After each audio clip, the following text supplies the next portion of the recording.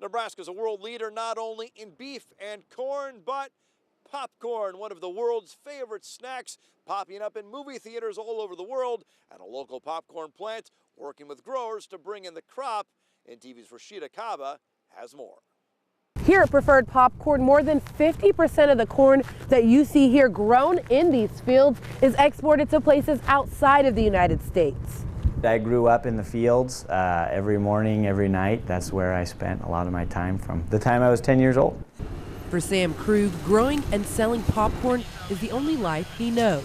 It's a specialty crop. It takes more time. It takes more work. You got to have a lot of attention to detail because what you're growing is going to be on people's tables all across the world.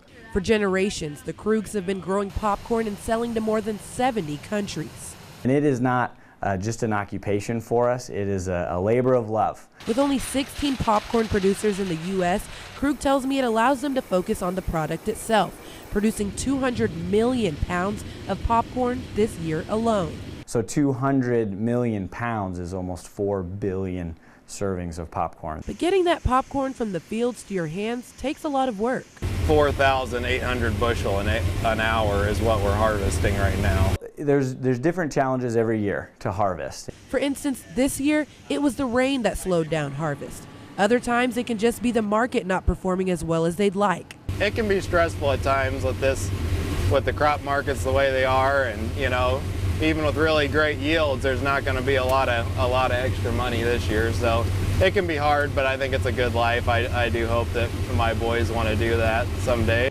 Krug says luckily the cooler temps helped create even better popcorn this year, some of which he got to see on his trip to Japan with Governor Ricketts.